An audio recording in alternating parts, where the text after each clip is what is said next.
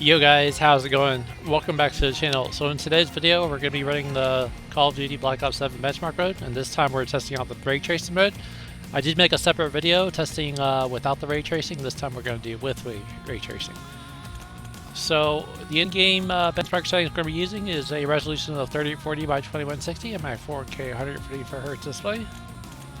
All the power save features and VSync are all disabled. Everything is basically maxed out to use as much power as possible. HDR is also enabled. You can choose today's HDR process on YouTube. Running the Extreme preset with DLSS quality mode, transformer model. And we do have ray tracing enabled, set to high. And all these other individual graphic settings are fully maxed out. Field of view is maxed out as well as third person view. And we're going to go ahead and run the benchmark tool. Looks like I gotta run the multiplayer, so let me go ahead and load up the benchmark tool. And then, like I said, this will be 4K DLSS quality mode. Then we'll test 1440p DLSS quality mode, followed by 1080p DLSS quality mode, all with ray tracing. So it'll be 3 different tests, all with ray tracing enabled. This previous benchmark was when I was testing my other videos, so in case you're wondering. The longest part is loading the server. So yeah, that's the thing. Even when running a benchmark, you literally gotta load an online multiplayer server to get a benchmark running. Kind of ridiculous.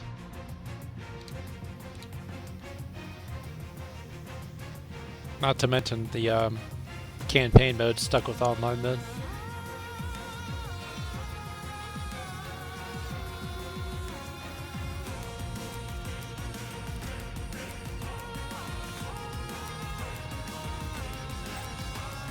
Now this is a pretty heavy game to run with ray tracing, so I'm not exactly going to expect really good performance, but we'll see what happens here.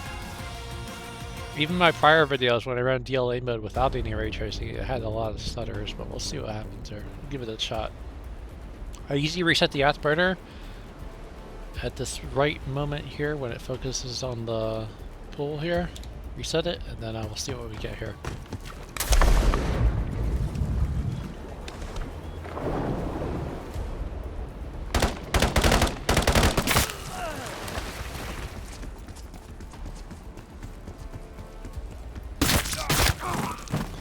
I find it really bizarre that the ray tracing mode is running better in regards to the 1% lows and 0% lows than the non-ray tracing mode. Like, how is that even possible?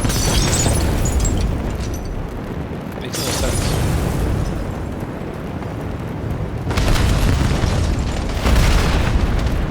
So average FPS is 61, 0% low seen at 32, 1% low seen at 40, max FPS at 81. 4K DLSS quality with ray tracing. Yeah, that's so bizarre. So inconsistent.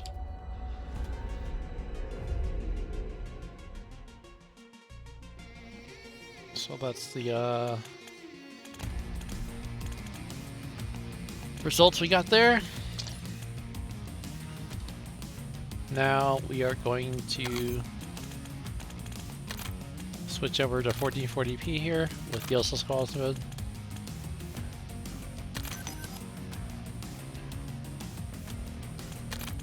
And then of course, like I said, we do have the ray tracing mode set to high, so we're going to go back to the benchmark tool here. And then we'll test 1440p DLSS quality mode with ray tracing. And then following that, we'll do 1080p and then we'll be done. Short and sweet. The only long part is loading up these multiplayer servers to run a benchmark.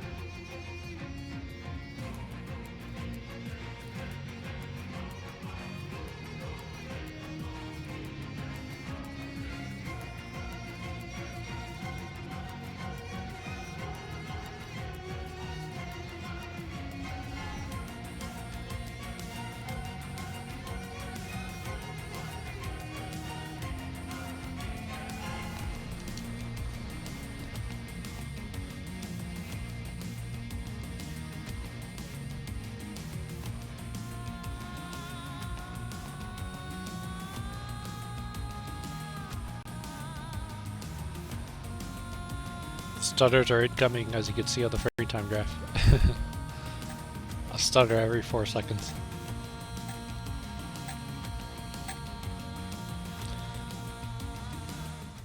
Alright, we'll do just like we did last time, where we set the afterburner just when it focuses on that pole, hut, or whatever you want to call it, gazebo, and then we'll get started here. Alright, reset it now.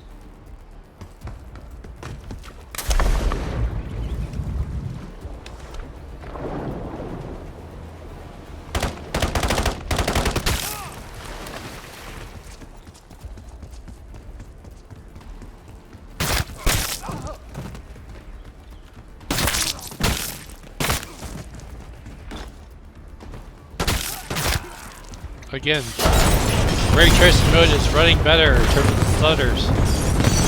How's that even possible? I don't even know. That makes no sense whatsoever. You would think the opposite. So average FPS 105, 0% latency at 66, 1% latency at 74, max FPS at 126, 1440p DLSS quality with ray tracing. Yeah, what gives? I don't know. Strange. Alright, so there's the stats there at 1440p.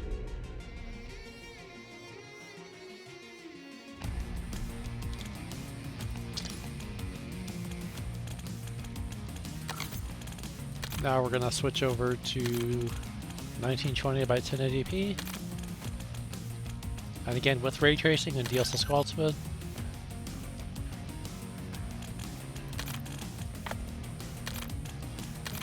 The afterburner back up here, and then after this we'll be done.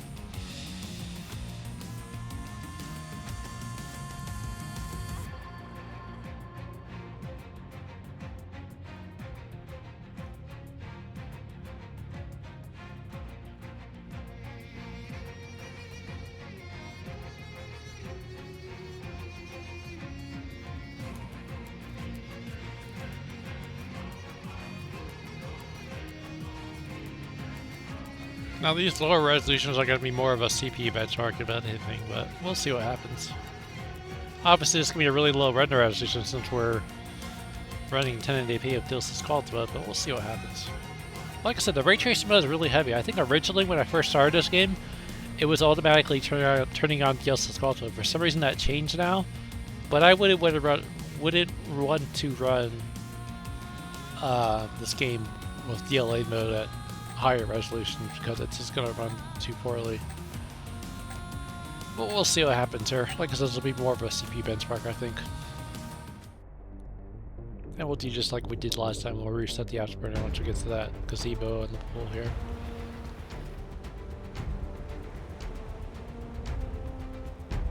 So I'll reset it right now.